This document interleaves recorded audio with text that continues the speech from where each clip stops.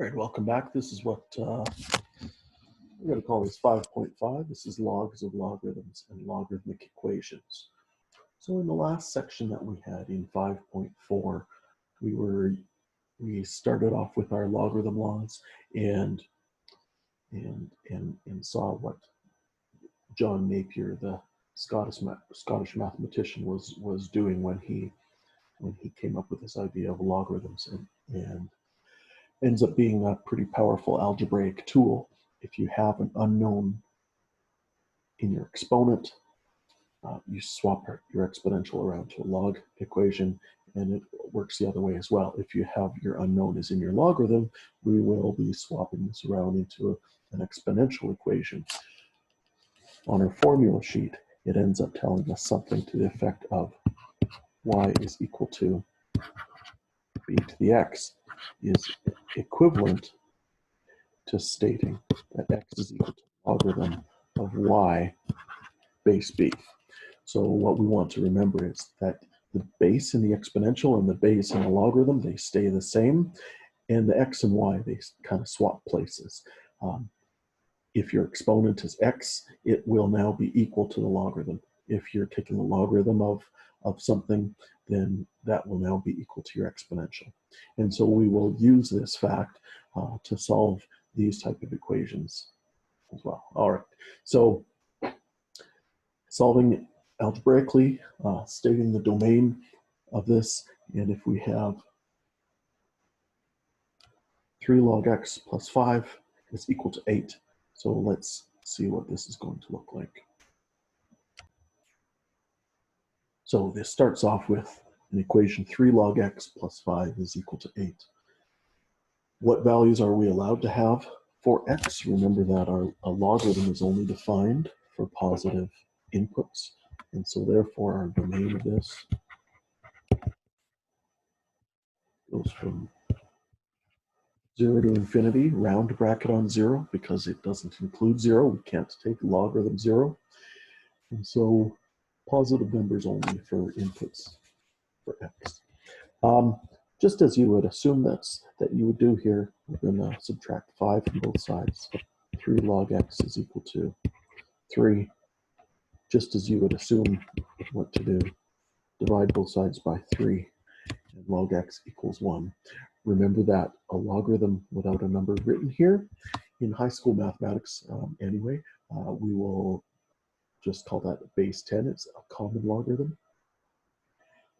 And now we're going to employ our rule to swap around between logarithmic and exponential. The base is 10, so what this means is this is the same thing as the statement 10 to the x. No, it's not. Pardon me. 10 to the 1. So our base remains 10, and this is equal to x. So x equals 10. We should check to see that it's in our domain, and it is, so we're good to go. Log x plus log 4x, both of them base 5, is equal to 125. Our domain for each of these is 0 to infinity, not including 0. And so what we're going to do is to be able to swap around to exponential form from log form. We can only do that when we have one logarithm. So we want to get one logarithm together. We're going to use our addition rules, our multiplication rule for laws of logarithms, and we're going to change this sum of two logarithms into logarithm of x times 4x. So we'll call it log 4x squared. This is base 5. So just combining those two together is equal to 125. Now we have one logarithm is equal to this constant.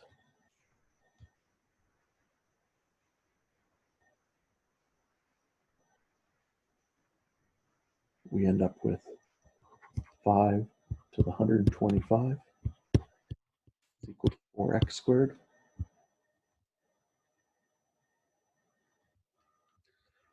If we're solving this for x squared, we can write this as x squared is equal to this absolutely huge massive number of 5 to 125 over 4. When I square root both sides, x is equal to 5 to the 125 square root of that, plus or minus, and it's all divided by 2. We square root of 4, and we get 2. And that's our answer. Ends up being a little odd of a number, a little bit different looking number. We could call that, if you wanted to, you could call that plus or minus 5 to the 125 halves over 2. You could also see it showing up like that. So the purpose of this question, what this question is trying to see what we know, is it's jumping on the fact that we probably recognize that 125 is a power of 5. So should we call that 5 cubed? And what does that do for us? And so, but that actually ends up not being the case. We kind of move in a different direction from that. And there it is. C. So a couple things that's going on in C. We first need to look at our domain. And from this first one, from the one on the left side, we have the logarithm of x minus 2. That tells us that our domain is to be greater than 2. From this second one, that tells us that x has to be greater than negative 2/3. And so if both of these have to be true, if x has to be greater than 2 and it also has to be greater than negative 2/3, then what do we have for our actual domain? Well, being greater than 2, that's a more powerful statement. So it ends up not being this one. This is our domain. If we restrict that x has to be greater than 2, then that ends up being a more powerful restriction, and that ends up being what we need to have on here. So if we bring everything over to one side, subtract logarithm of x minus 2 from both sides, 0 is equal to logarithm 3x plus 2 minus logarithm of x minus 2. We need a base number on both these, and they're both base 3. 0 is equal to, we can combine them together as one logarithm. Because it's subtraction, this ends up being a quotient. Log of 3x plus 2 over x minus 2. This is base 3, and it's equal to the 0.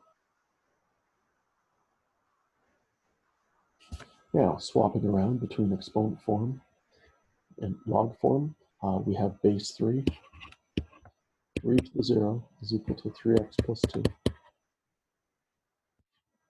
over x minus 2. This is just 1.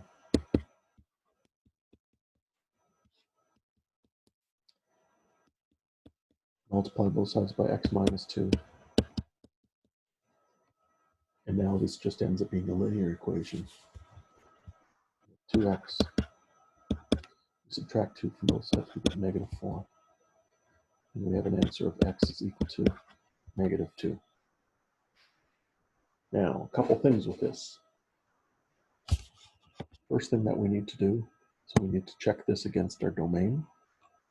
And our domain, we said, is x has to be greater than 2. So this is extraneous. We would need to make that claim and make sure that we note that that solution that we found is an extraneous solution. And then we also need to conclude, therefore, x equals, we would write it as a solution set, but there's no solution, so we leave it as an empty set. And we could write it with a set of curly brackets like this with nothing in it. We can also write it like a 0 with a line through it is the symbol null, and it implies there is no solution. That's not a 0, that's null.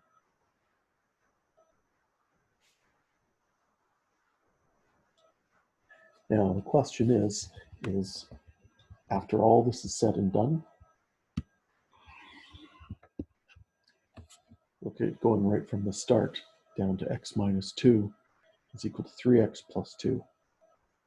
The question is algebraically what was done in that step. If we can jump right from log of x minus 2 base 3 equals log of 3x plus 2 base 3, if we can jump right from there to this step, the question is algebraically what's going on with that. And what we are doing is we are raising each the left side and the right side as an exponent, base 3. So 3 to the log x minus 2 base 3. So can we do that algebraically? You're not quite being clear in your step there. So I would stay away from that, and I'd probably do a solution like this. Question D, log x base 2 is equal to 3 minus log x plus 2 base 2. So we have two logarithms over here, and they're both in base 2. Let's collect them together on the left side of our equation. We end up with log x base 2 plus log of x plus 2 base 2 is equal to 3. Before I go further, we should look at our domains. And our domain from the one on the left is x has to be greater than 0. And our domain from the one on the right is x has to be greater than -2. And so therefore, we take the stronger of those statements, and our domain goes from 0 to infinity. If you're ever not quite sure which one you should use, we could plug -1. -1 would work in this one, but it's not going to work in here. And so because of that, we need this stronger statement. We need x has to be greater than 0. All right, so now let's go back into this question where we left off, log x plus 2. We probably should keep brackets around this, just so it doesn't look like logarithm of x and then adding 2. So just so that we're clear about this, let's combine them together as one logarithm. This now ends up being a logarithm of x bracket x plus 2 base 2 is equal to 3. And now let's swap that around into exponent form because we have unknowns within the logarithm. 2 to the 3. 2 is your base, 3 is your exponent, equals x plus 2. 8 equals 8. 8 equals x squared plus 2x. 0 is equal to x squared plus 2x minus 8. And this is now just quadratic. 0 is equal to minus 2, where x is equal to -4, and x is equal to +2 are our two solutions. This one, however, is extraneous.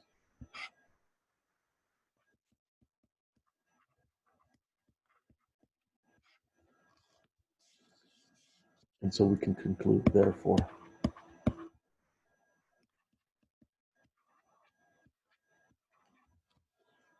x equals 2.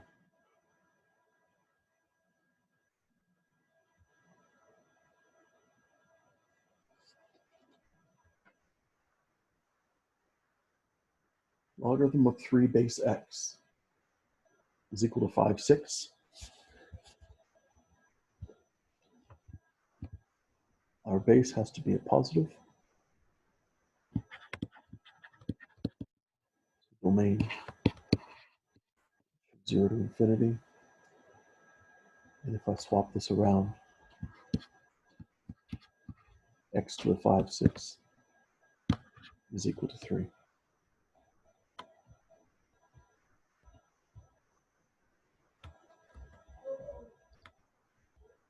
As we've seen before,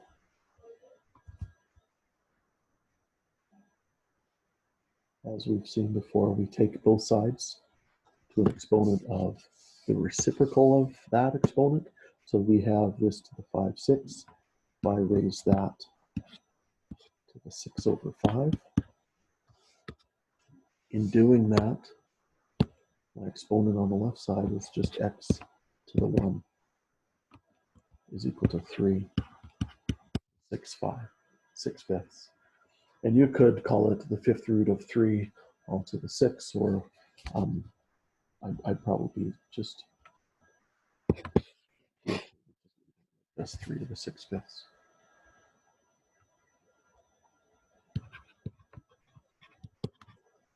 Again, our domain, positive numbers for x because it's our base.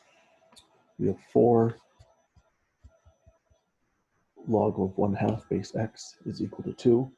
So you can guess, first step is to divide both sides by 4. So x logarithm of 1/2 base x is equal to 1/2. From here, we swap around into exponent form, and this is x. That right side of the equation, which is a half, is our exponent, and this will be equal to what's with it. What was in the logarithm is now 1/2. And similar to what we just did in the previous one, we're going to take an exponent, which is the reciprocal of the one that we had. So 1/2 times 2 over 1 is x to the 1. Exponents, and this ends up being 1/2 squared, which is a quarter. Is it in our domain? Sure it is. So we're good to go. All right, in G, we need to just be clear about this logarithm of x all squared. Don't write it like this. This looks more like the logarithm of x squared. So this is not equal to the logarithm of x all being squared. So what we have on the left side of this question is this. It's log x times log x is what that is. We don't have that notation that we have with trig functions. If we have sine x times sine x, then we are writing it as sine squared x. We don't really have that with logarithms. So we are writing it just like we have on the left side here. All right. Domain, our input for logarithm.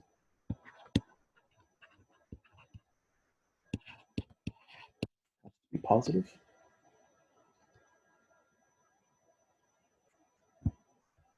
And so let's bring everything over to one side. We have log x squared log x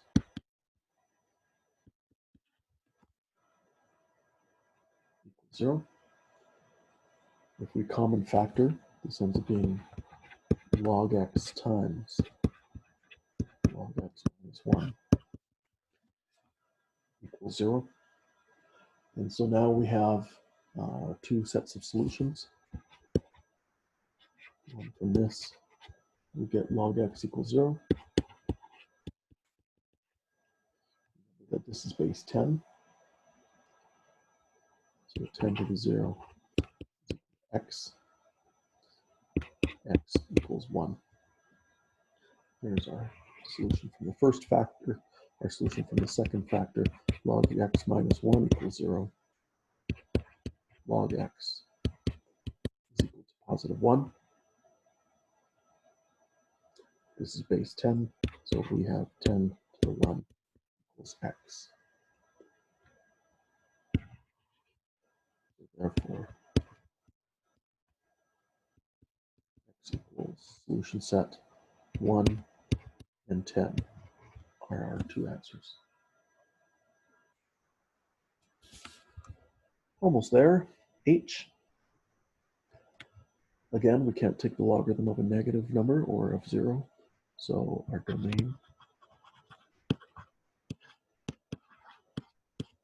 is 0 to infinity. Now, this perhaps looks pretty similar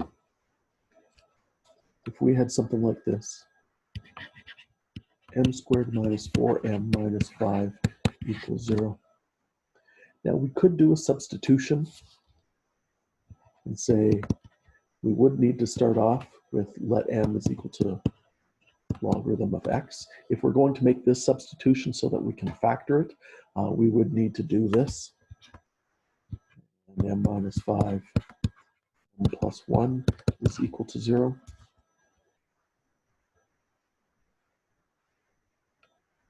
M is equal to 5. M is equal to negative 1. And then when we substitute this back, now we have log x is equal to 5. And log x is equal to negative 1.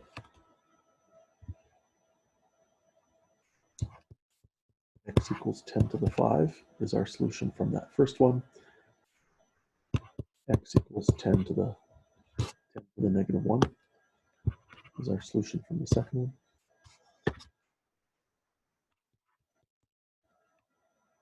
And those are our two solutions.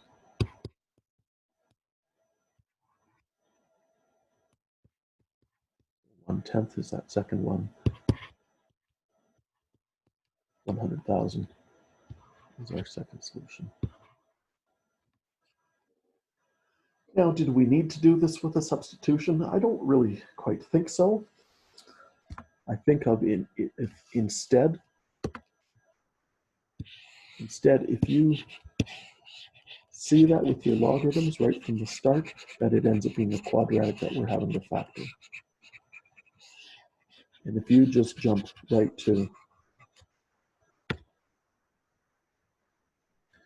if you're looking at this, realizing, okay, so log x all squared minus 4 times log x minus 5, two numbers that multiply to negative 5 and add to negative 4, makes this log x minus 5,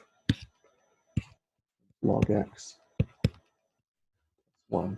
So if we went straight to that by factoring, then we wouldn't have this step either. That would be okay too. I think this is a straightforward enough factoring question that would be a legit solution. I think that would be enough for showing your work, and so we would maybe do that. All right, last one. Let's look at I. 2,000 times 1.02 to the x is equal to 6,000 times 0.87 to the x. In here, the domain is all real numbers. We can take 1.02 to any number exponent.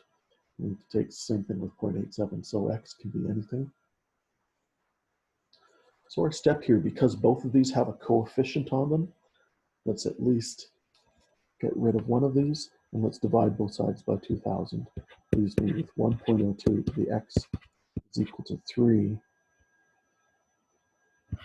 0.87 to the x.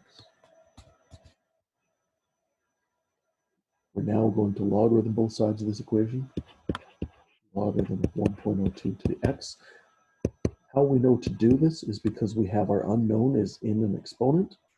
And so if we do this in logarithm form, this is going to be helpful to use our logarithm laws. So we have the logarithm of 3 times 0.87 to the x. Now this left side makes nice use of our laws. X times log 1.02. These are all base 10 logarithms. These are all common logarithms. But what we need to be careful of here is we can't bring that x down yet. That is not, x is not the exponent on everything that's in this logarithm. We'll see this kind of commonly if you had, especially if you have something like logarithm of 4x squared, that 2 can't come down front. Now we could take something like that and change it into 4x squared is 2x all squared, and then that 2 can come down front and we would have log 2x. That would be okay. In this case, it looks kind of the same. I think it's a little more, hopefully it's a little clearer in this one, 3 times 0.87 to the x, that exponent of x doesn't belong to the 3. So instead, we're going to break this apart, and we're going to call this logarithm 3 plus logarithm 0.87 to the x.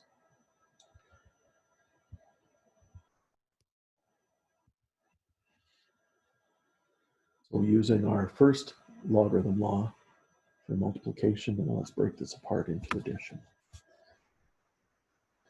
If we just did that in one step with your exponent of x, that would probably be okay too. So we have x log of 1.02. I'm going to do this in one step here. Here's my log 3s on the right side. I'm going to subtract log of 0.87 to the x from both sides. I'm also going to bring that exponent down front. I hope you're okay with that. So I did two things in that step. Brought this x down front, and then we subtracted out from both sides. And so that's over there on the left now. Now we can common factor.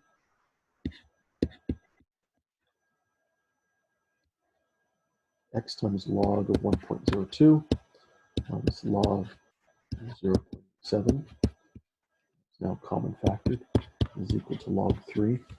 Keep in mind that all of those, that's just a number, log 1.02. If we wanted to combine that as one logarithm and call it 1.02 over 0.87, we could do that. Not really necessary. We could just, let's finish this up and call it log 3 over log 1.02 minus log 0.87, and we're dividing by both of those terms. That would be acceptable as a final answer. So there it is. Now, could you go further from that? And what would be acceptable? Sure, you could. You could combine those two in the denominator. We could combine this as log 3 divided by logarithm of, okay, so we have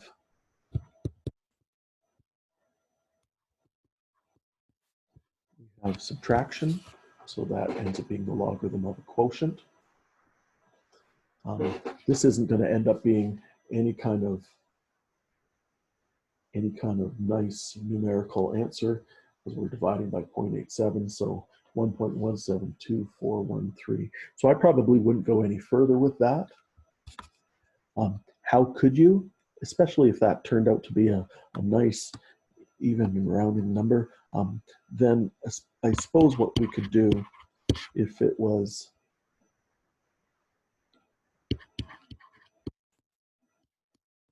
so if that's 1.17, I suppose what we could do is you could employ your change of base and call this the logarithm of 3 with a base of 1.17. But because 1.717 is not its exact value, I'd probably stay away from this. So I'd probably not even express it like that. That's now an approximation. And I probably wouldn't even get to this. This is kind of, well, it's an attempt to simplify what it looks like. And if it wasn't 1.17, but if it instead it ended up being 2 or something like that, then maybe I would express something like this. But in this case, I'd probably just leave it with this whole schmoz of stuff. Log 3 over log 1.02 minus log 0.87. And we're done. All right, thanks so much. If you have any questions, feel free to email me and let me know, and we will see you again. Thanks.